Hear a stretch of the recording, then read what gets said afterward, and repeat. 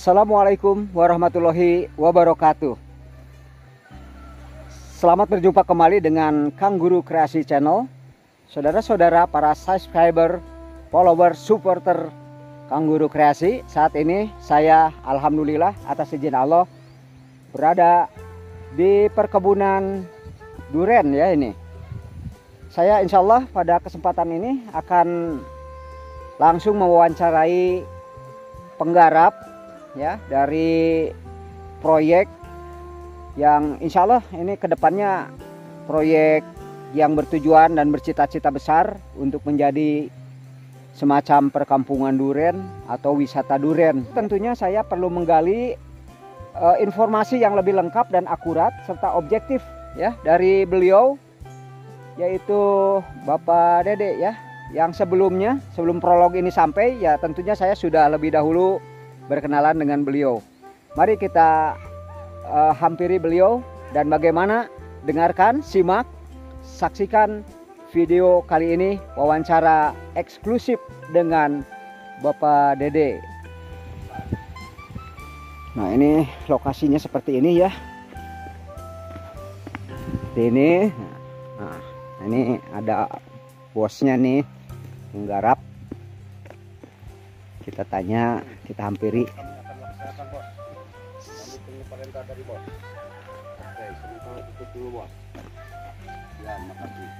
Assalamualaikum.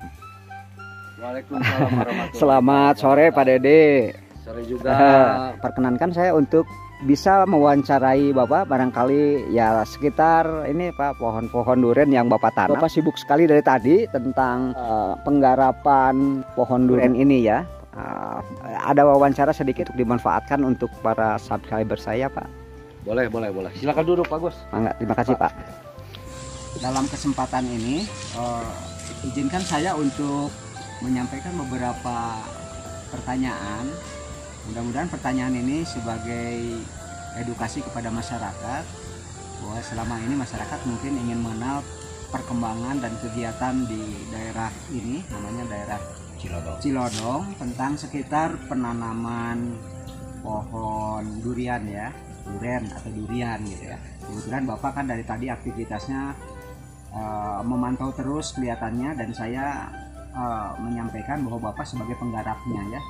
Ya nanti Bapak luruskan apa benar atau tidak. Tapi saya awali dengan pertanyaan yang pertama Pak, karena ini sangat penting ya. Jadi yang saya ingin tanyakan adalah sekitar tujuan Bapak menanam pohon durian di sekitar ini, yang notabene ini kan daerah persawahan yang umumnya menggarap padi di daerah Cilodong ini. Nah ini sekarang Bapak menggarap durian ya, tujuan utamanya apa Pak? Maaf saya bertanya seperti itu Pak, mangga. Insya Allah mungkin saya bisa jawab yang bisa jawab sama saya ya. Mengenalkan, nama saya Ade Ede, telah di kampung ini. Saya warga di sini. Dibilang saya tokoh masyarakat juga bisa, kan? Karena orang-orang dikarenakan saya usia saya mungkin sudah tua mungkin lah.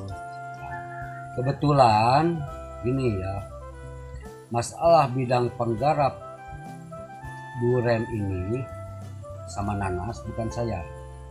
Ada teman saya orang sini asli gitu kan, sama-sama dengan saya orang sini. Cuma yang punya ini bukan saya cuma disuruh gitu kan. Ini yang punya bos besar, pengusaha muda yang bernama Bos Buyung, yang udah dikenal sama banyak orang-orang gitu kan, karena orangnya welcome, berwibawa, yang peduli ke lingkungan. Contoh nanam duren ini ya, satu invest, yang kedua peduli dengan lingkungan, mau mengerjakan orang-orang yang lagi nganggur. Karena kan zaman sekarang kan banyak yang pengangguran, banyak, hampir 80% orang-orang nganggur.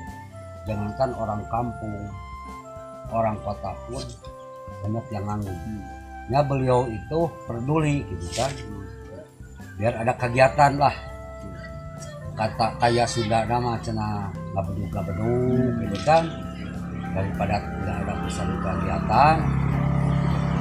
Tapi ngabedug itu kan dia itu kalau masa bilang upah ada lebih dari orang lain, karena dia merasa peduli gitu kan. Nah, ada upah seperti lebih dari orang lain. Kalau orang lain sehari dikatakanlah 60 gitu kan pur gitu kan. Tapi kalau dia mah ngasih teh lebih dari itu. Salah satu ngasih upah 60 umum sama orang lain, ditambah lagi ngasih rokok. Kalau laki-laki ngasih ompreng gitu kan. Nah itu kelebihan dia, karena dia tuh merasa sangat peduli Kak dengan lingkungan gitu kan.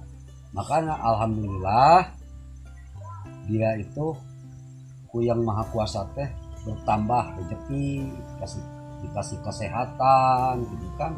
Karena banyak orang yang mendoain dia semoga semakin sukses, semoga semakin sehat, dikasih kesehatan Allah Subhanahu wa taala teh. Dia itu bernama Bos Buyung. Dia pengusaha sukses karena barang impor gitu kan. Nah kebetulan dia nanam saham di daerah sini seperti nanam duren. Nah seperti saya ada di sini gitu kan, munar manir ke sana kemarin teh saya mah sebagai pengontrol lah. Iya. Sebagai pengontrol mana yang belum. Kalau sadar sekarang kan musim kemarau ya. Jadi kan membutuhkan energi tanah yang basah gitu kan, biar durian tersebut nggak terkena mati gitu kan. Maka saya munar manir ke sana kemarin teh itulah takut ada yang kelewat. Nah kalau saya itu dan saya membutuhkan itu laporan sama dia, kan dia itu diamnya bukan di sini. Karena dia di Bandung. Ya. Di Bandung dia di perumahan Sardena di belakang Saringin lah. Ya, dia di perumahan itu dia tinggalnya sama anak istrinya. Kalau dia buka usaha mah banyak. Kalau orang yang menganggur dia suka ngangkat. Itulah kelebihan dia teh. Nah, makanya saya teh sebagai ayah pengontrol di sini takut ada yang kelewat menggarap gitu. Buat laporan sama dia ya. Takut kalau gak kan ini kan modal besar. Kalau seandainya enggak kesebol mungkin dia mati kan, mati dikarenakan kekeringan ini tanah gitu kan. Modal pertama yang dikasihkan beliau berapa Pak? Boleh tahu nggak kira-kira berapa? Kalau modal pertama saya kurang tahu persis, tapi sepengetahuan saya ini modal besar. Karena ini bibit aja ya. Dari bentuknya bentuk bibit, bukan uangnya langsung bukan. Ya, bukan. Dari bibitnya aja setahu saya ini kalau ukuran saya mah nggak bakal kebeli. Karena apa? Harga berapa Pak kisaran? Kalau masalah bilang harga saya kurang paham juga. Cuma kalau mungkin saya termasuk orang-orang sini nggak kebakalan gitu. Karena apa? Karena kan bibit mahal. Karena ini kan bukan duren sembarang duren. Ada bawor, ada montong, ada sonoking gitu kan. Jadi duren itulah di menengah ke atas. Nah, gitu kan. Kalau nilainya upah juga kan udah jelas. Udah besar lah gitu. Udah besar gitu kan. Maka saya nggak terhitung kalau menurut, tapi kalau menurut ukuran dia mah mungkin kecil kan. Dia mah satu invest, kedua untuk mau mengangkat orang-orang yang pengangguran karena dia peduli ke lingkungan.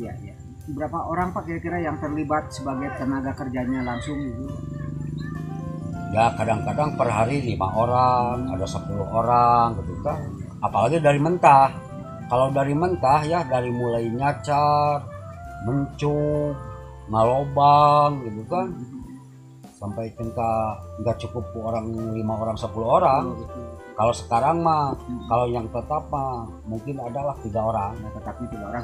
Cuma nyebor aja sekarang mah. Karena kan pertumbuhan kan udah alhamdulillah gitu, udah memuaskan lah. Udah berapa lama ini usianya? Ini kurang lebih 2 tahun. Kurang lebih 2 tahun ya. Kurang lebih 2 tahun. Untuk target petik hasil berapa tahun? mungkin 3 ke 4 bisa ke itu bisa ke ala hasil panen ya, bisa panen ya. Iya, iya. itulah. Saudara-saudara tadi sudah mendengar penjelasan mengenai gambaran atau profil pemilik modalnya, yaitu Bang Buyung ya. Tapi Bos bukan Buyung, Bos Buyung ya, bukan Buyung Adnan Nasution ya, bukan Bos Buyung ya, tapi tinggalnya masih di Bandung ya. Jadi itu Bisa sukses, tujuannya adalah investasi sebagai pengusaha sukses untuk mencoba mengangkat perekonomian, terutama orang-orang atau pemuda yang masih menganggur ya. Satu hal lagi ya Pak ya, untuk mencegah durasi terlalu panjang, nanti untuk masalah teknis barangkali saya berkesempatan barangkali untuk menyampaikan pertanyaan lagi ke Bapak ya. Satu hal lagi lah, cara penanamannya itu gimana Pak supaya ini bisa membuahkan hasil yang baik gitu ya. Teknisnya itu apakah dibekali oleh bos Pak Buyung, Bang Buyung, atau Bapak yang menggali sendiri pengetahuan keterampilannya Pak? Enggak. Dia masalah bidang penanaman orang-orang sini, kalau masalah bidang teknik atau biaya dia, karena dia yang lebih paham, dikarenakan dia itu kan satu penggemar durian, dia hobi masalah bidang durian gitu kan. Nah, makanya di penanaman ini kan satu gali lubang, terus nanam ayeuna seperti pupuk di daerah seperti tai kambing seperti ini. Nah, ini kan pupuk kambing gitu kan. Terus bahan-bahan dari toko juga ada. Ini cara penanaman ya. Semua dari biaya, dari mulai A sampai Z, dia yang mengeluarkan biaya. Cuma kalau yang ngerjakan orang sini, yang ngerjakan nggak mungkin dia harus kerja sendiri kan. Orang berduit lah, nggak mungkin ngerja sendiri gitu kan. Makanya segala ngupah, dari mulai air penggalian, terus air penanaman, terus naro pupuk, dari mulai pupuk tai kambing, tai ayam, atau yang lain-lainnya, pupuk toko juga akan pakai dia itu, seperti Posca, seperti apapun lah, termasuk aina. Kalau seandainya dia itu kelebihannya bisa memanfaatkan barang-barang yang enggak layak dimakan, seperti bangkai-bangkai gitu kan, bangkai ayam, bangkai ikan, apapun dia itu ditanam di sini. Makan alhamdulillah ini hasilnya memuaskan gitu. Nah Pak, ini kan saya lihat ada pohon-pohon ganas ya. Apakah ini juga punya beliau gitu ya? Ini juga mohon diterangkan ya, seluk-beluk ganas dan kira-kira sekelumit tentang garis besarnya aja lah, tentang tujuan penanaman ganas. Apakah juga untuk sebagai sarana untuk menghidupkan objek wisata, atau nanti seperti apa? Atau hanya sekedar tumpang sari aja? Mungkin Bapak yang lebih tahu bisa menjelaskannya Pak. Nah, kalau masalah nanas ya, ini bisa dikategorikan itu tumpang sari. Tumpang sari ya Pak ya. Satu untuk mencegah hama, karena di sini kan hamana monyet. Kalau nanas itu kan berduri. Kalau berduri ini kan monyet itu kan nggak mungkin dia itu bisa melangkah gitu kan. Satu itu. Di sisi lain mungkin bisnis juga. Kalau seandainya dia nanas itu berhasil, mungkin orang-orang sini juga kan bisa menikmati hasilnya. Iya, betul Pak. Itu kan tujuan dia. Iya. Itulah masalah tentang nanas gitu kan, ditanam di sini. Ya. Yang ketiga masalah bidang unsur ekonomi, karena untuk mengembangkan masyarakat yang ada di sini, kalau seandainya ada yang mau, ya silahkan aja. Dia itu nggak ngorek, orangnya welcome. Asal ada cek Sunda nama basa-basi. Bos, istri saya lagi midam, pengen nanas, silahkan, nggak kebakalan. Dipinta harus beli, enggak. Saya udah tahu persis gitu ya. Jadi tujuannya itu, kalau masalah nanas ya, siapapun yang mau, asalkan ada kata-kata sama dia. Ya, permisi. Permisi, Ya. gitu lah. Gitu. Nah, Atau kalaupun tidak sama dia juga bisa melalui Akang ya dalam hal ini ya, permisi atau minta izin dulu ya gitu ya. Saya juga enggak begitu mengizinkan. Iya, iya. Saya juga harus bilang dulu sama dia gitu kan bukan ini bukan punya saya. Ini kan saya cuma sebatas memantau gitu. Saya nggak memiliki gitu kan. Cuma mungkin saya kalau menikmati bareng-bareng sama dia mungkin saya bisa. Biarpun nggak memiliki tapi bisa menikmati. Karena saya tahu pasifatan dia orangnya enggak pelit. Welcome dia itulah. Nah itu untuk penjelasan saya mulai dari penanaman duren, penanaman nanas. Tujuan duren itu memang dia itu punya tujuan.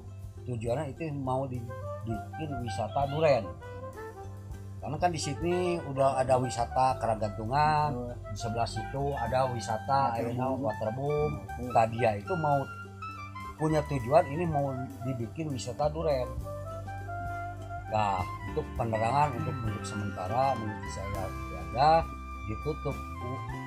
Kalam, wassalamualaikum warahmatullahi wabarakatuh. Semakin jaya, Semakin jaya. mantap. RBI punya, yang punya lahan, yang punya dana, yang punya kepribadian, welcome. Semoga Tuhan mengabulkan cita-cita dia, semoga dia dikasih kesehatan, kebarokahan, amin ya rabbal alamin. Amin ya Allah. Ya demikian tadi wawancara singkat padat namun memberikan informasi yang sangat lengkap sekali kepada kita sehingga kita memperoleh gambaran yang lebih luas tadi. Demikian mudah-mudahan bermanfaat. Tonton terus Kang Guru Kreasi, jangan lupa like, share, komen dan subscribe. Wassalamualaikum warahmatullahi wabarakatuh.